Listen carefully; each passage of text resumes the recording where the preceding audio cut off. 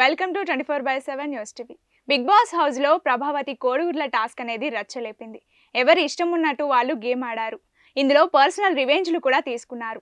అసలు ఈ టాస్క్ లో జెన్యూన్ గా ఎవరు ఆడారు, ఈ టాస్క్ లో ఏం జరిగింది, ఈ వారం వీకెండ్ ఏం జరగబోతోంది, ఎలిమినేషన్ సంగతి ఏంటి అనే ఇంట్రెస్టింగ్ విషయాలను ఈ రోజు మనతో పాటు డిస్కస్ చేయడానికి బిగ్ బాస్ అనలిస్ట్ పరిటాల మూర్తి గారు మనతో ఉన్నారు. ఆయన అడిగి మరిన్ని విషయాలు తెలుసుకుందాం. నమస్తే సార్. నమస్తే అమ్మా. సార్ ఫస్ట్ చెప్పండి, ప్రభావతి టాస్క్ లో విష్ణుప్రియ కావాలనే రివెంజ్ తీసుకుందా? అంటే కావాలనే అన్నట్టుగా అయితే అక్కడ అనిపిస్తుంది. అవును. ఎందుకంటే 2-3 సంఘటనలు జరిగినాయి. అంటే దాన్ని క్లియర్గా ఎస్టాబ్లిష్ చేశారు. ఏంటంటే ఇప్పుడు కోడికూత రాకముందు వాళ్ళు లైన్ దగ్గర నుంచున్నారు కదా, ఆ మధ్యలో సీత అండ్ విష్ణుప్రియ మధ్యలోకి ప్రేరణను రానివ్వాల. సో రానివ్వకపోవడం అనేది దట్స్ ఓకే, చైన్ లాగా పెట్టుకున్నారు అనుకోవచ్చు మనం. కానీ ఆ చెయ్యి తీసి మొహం మీదకి ఇట్లా పెట్టారు. ఇలా ఉంటుంది చెయ్యి, నేను మీకు చూపిస్తాను.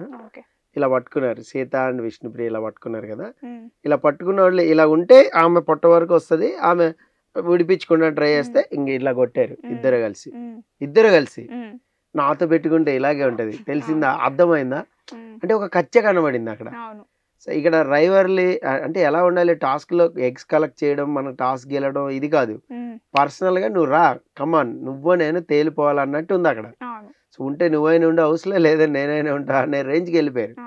సో అలాగే సోఫాలో కూర్చోబెట్టినప్పుడు ఎగ్స్ లాగేటప్పుడు సీత సోఫాలో కూర్చోబెట్టింది ప్రేరణని. ఒక చేత ఆపుతుంటే అమ్మాయి రెండు చేతులు పట్టుకుంటే ఏం చేస్తాం మనం, కాళ్ళు ఇలా అంట, కాళ్ళు ఇలా కొడతాం కదా, ఇలా కొడతాను ట్రై చేస్తుంటే కాలు తగిలింది సీతకి. నువ్వు కాలుతో కొడుతున్నావు అంటే విష్ణుప్రియ విన్నట్టుంది, వచ్చి చెయ్యి బాగా ఇట్లా గట్టిగా పట్టేసుకుని, అంటే గట్టి పట్టుకుంటే హట్ అయిపోతారు కదా, ఇట్లా పట్టేసుకుని ఇట్లా మోచేత్తో ఇక్కడ గడ్డం దగ్గర కొట్టేస్తూ అమ్మాయిని, ఆ అమ్మాయి జర్కిన్ ఏదో ఉంటే ఇలా తీసేసి అక్కడ చాలా రభస చేశారు. ఇక ఫైనల్ గా వదిలేసారు, విడిపించుకుంది, పక్కకి వెళ్ళిపోతే పావే అంది. ఫస్ట్ నువ్వే పావే అంటే క్యారెక్టర్లెస్ అంది అమ్మాయి ప్రేరణ. నువ్వే పెద్ద క్యారెక్టర్లెస్, నువ్వు పెద్ద పతివ్రతవా అంటే ఇలాంటి డైలాగులు కూడా వచ్చేసి. ఈ క్యారెక్టర్లెస్ ఇప్పుడు మనకి లిమిట్లెస్ అన్నాడు బిగ్ బాస్ 8, ఇది క్యారెక్టర్లెస్. సో క్యారెక్టర్లెస్ అనేది ఆ డైలాగ్ అనేది వచ్చింది అమ్మాయికి. అంటే నువ్వు గేమ్ లాగా ఆడలేదు, దాన్ని పర్సనల్ గా రివెంజ్ లాగా ఆడేసావు అనేది ప్రేరణ. యాక్చువల్గా అంతకు ముందు మిస్టేక్స్ లో మనం ప్రేరణది కూడా తప్పు ఉందని చెప్పుకున్నాం. ఏది దోశ వేసే విషయం కానీ వేరే విషయం కానీ. అంతకు ముందు గుడ్లు తినేయడం విషయంలో యారగెంట్ గా మాట్లాడింది విష్ణుప్రియ అని మనం చెప్పుకున్నాం.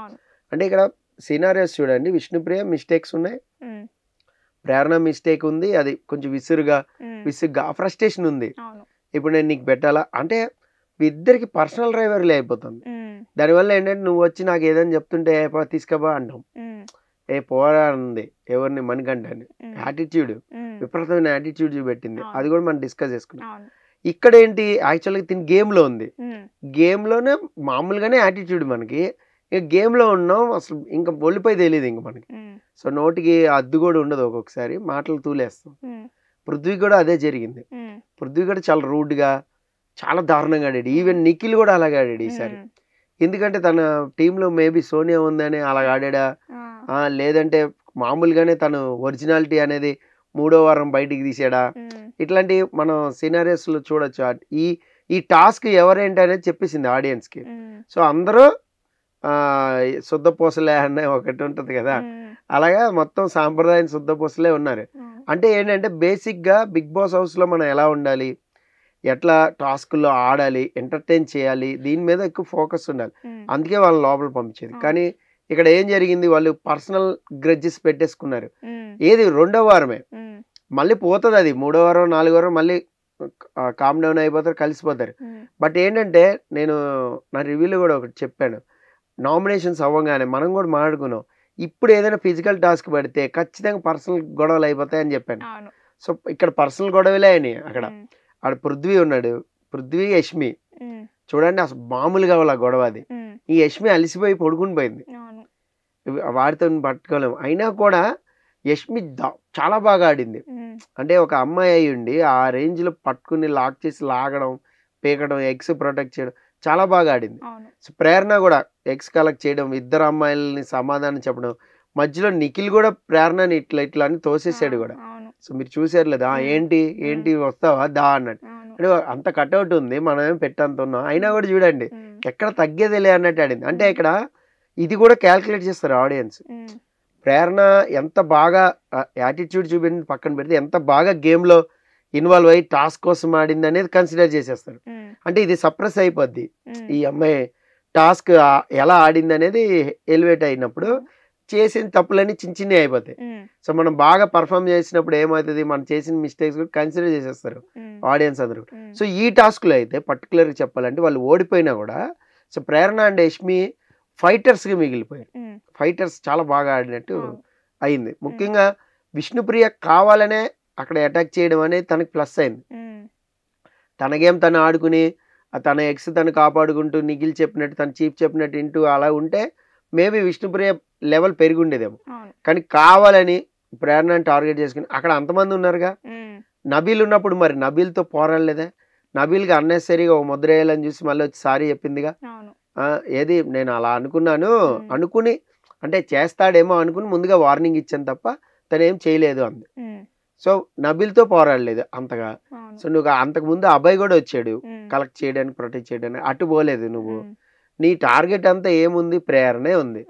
యష్మి కూడా లేదు చూడండి, యష్మి జోలికి కూడా పోలేదు ఈ అమ్మాయి. ఈవెన్ సీత కూడా రూడ్గా ఆడుతుంది అని అనుకోలేదు, తను కూడా చాలా దారుణంగా ఆడింది. అంటే విష్ణుప్రియకి సపోర్టింగ్ వెళ్ళిపోయింది అక్కడ బడ్డీ లాగా. అంటే ఒకే టీంలో ఉన్నారు కాబట్టి విష్ణుప్రియతో జత కడితే వెళ్ళిపోయింది. సోనియాకి ఏం పాత్ర ఇచ్చారు, ఓన్లీ ప్రొటెక్షన్.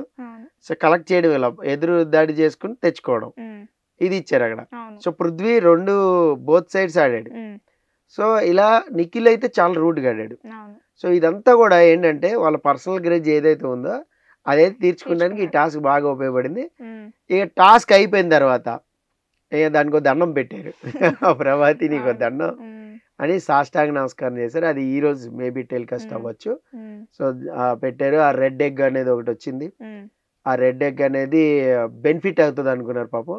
సో కానీ వాళ్ళకి నష్టం చేసింది నిఖిల్ అండ్ టీంకి. ఏంటంటే రెడ్ ఎగ్ ఉన్న వాళ్ళు ఎవరైనా కూడా ఇంకొకరిని చీఫ్ కంటెండర్గా చేయొచ్చు. అంటే మన కెప్టెన్సీ పోటీదారులు అనేవాళ్ళు ఇది వరకు, ఇప్పుడు చీఫ్ అంటున్నారు. చీఫ్ పోటీదారులు అవ్వచ్చు ఆ రెడ్ ఎగ్ ఉన్న వాళ్ళు. ఇంకొకళ్ళు నిఖిల్ ఆల్రెడీ క్లాన్ కెప్టెన్ కాబట్టి చీఫ్ కాబట్టి నిఖిల్ సెలెక్ట్ చేశారు. నిఖిల్తో పాటు ఇంకొకళ్ళు అవ్వాలి. అవడం కూడా ఏంటంటే వాళ్ళ గేమ్ని ఎలా పర్ఫామ్ చేశారని నిఖిల్తో చెప్పుకుంటూ నిఖిల్ని కన్విన్స్ చేసుకోవాలి. సో అది టాస్క్ పెట్టారు. అభయ్ అండ్ టీంలో అయితే ముగ్గురు అవ్వచ్చు అన్నాడు. అభయ్ని చీఫ్ కింద తీసారు, సస్పెండ్ వేట్ వేసారు. సో ముగ్గురు ఎవరెవరు ఉన్నారు, మణికంఠ, యష్మి లేదు. యష్మి స్వచ్ఛందంగానే తప్పుకుంది. ఆల్రెడీ నేను చీఫ్ అయ్యాను కదా, 2 వారాలు ఉన్నాను కదా, ఏ చాలు నేను నబీల్కి ఇచ్చేస్తాను అంది. నబీల్కి ఇచ్చింది అవకాశం. సో మిగతా ఉన్నారు ముగ్గురు మొత్తం. ఆదిత్య ఓం లేడు, మణికంఠ, ప్రేరణ అండ్ నబీల్, ఈ ముగ్గురు సెలెక్ట్ చేసుకున్నారు. సో అటు నుంచి ఇంకిద్దరు, వీళ్ళ 5గురికి ఒక టాస్క్ ఉంటుంది. ఆ టాస్క్ లో అయిన వాళ్ళు మేబీ ఇద్దరిని చీఫ్ల కింద పెడతారేమో మనం చూడాలి. Thank you sir. Thank you.